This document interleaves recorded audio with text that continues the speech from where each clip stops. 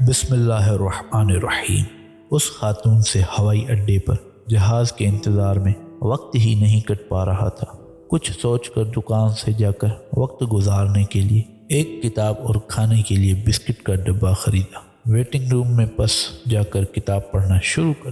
اس عورت کے ساتھ ہی دوسری کرسی پر ایک اور مسافر بیٹھا کسی کتاب کا مطالعہ کر رہا تھا۔ ان دونوں کے درمیان میں لگی میز پر رکھے بسکٹ کے ڈبے سے جب خاتون نے بسکٹ اٹھانے کے لیے ہاتھ بڑھایا تو یہ دیکھ کر بہت حیرت ہوئی کہ اس کے ساتھ بیٹھے مسافر نے بھی اس ڈبے سے ایک بسکٹ اٹھا لیا تھا۔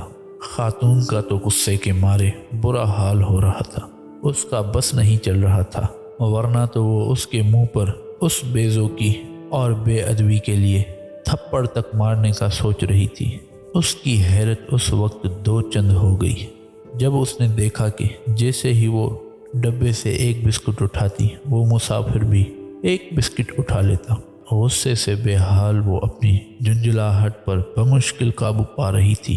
جب ڈبے میں آخری بسکٹ رہ گیا اب اس کے دل میں یہ بات جاننے کی شدید حسرت تھی کہ اب یہ بدتمیز اور بد اخلاق شخص کیا کرے گا۔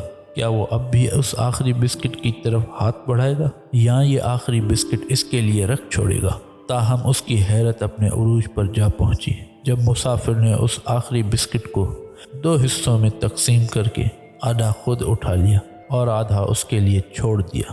خاتون کے لیے اس سے بڑھ کر اہانت کی گنجائش نہیں رہی تھی۔ آدھے بسکٹ کو وہیں ڈبے میں چھوڑ کر کتاب کو بند کرتے ہوئے اٹھ کر غصے سے پاؤں پٹکتی امیگریشن سے ہوتی ہوئی جہاز کی طرف چل پڑی۔ جہاز میں کرسی پر بیٹھ کر اپنا دستی تھیلا اینک نکالنے کے لیے کھولا تو یہ دیکھ کر حیرت سے اس کی جان ہی نکل گئی کہ اس کا خریدا ہوا بسکٹ کا ڈبہ تھیلے میں بند رکھا ہوا تھا۔ ندامت اور شرمندگی سے اس کا برا حال ہو رہا تھا۔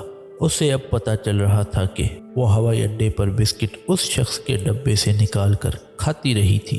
اب دیر سے اسے محسوس ہو رہا تھا کہ وہ شخص کس قدر ایک مہذب اور رحم دل انسان تھا جس نے کسی شکوے اور ہچکچاہٹ کے بغیر اپنے ڈبے سے اسے بسکٹ کھانے دیے تھے۔ وہ جس قدر اس موضوع پر سوچتی اسی قدر شرمندگی اور خجالت بڑھتی جا رہی تھی۔ اس شرمندگی اور خجالت کا اب مداوع کیا ہو سکتا ہے؟ اس کے پاس تو اتنا وقت بھی نہیں تھا کہ جا کر اس آدمی کو ڈھونڈے، اس سے معذرت کرے، اپنی بے ذوقی اور بے ادبی کی معافی مانگے یا اس کی اعلیٰ قدری کا شکریہ ادا کرے۔ اس لیے کہتے ہیں کہ کسی کے بارے میں رائے قائم کرنے میں جلدی نہ کرنی چاہیے، کیونکہ ضروری نہیں ہے کہ آپ کی قائم کی ہوئی رائے ہی ٹھیک ہو۔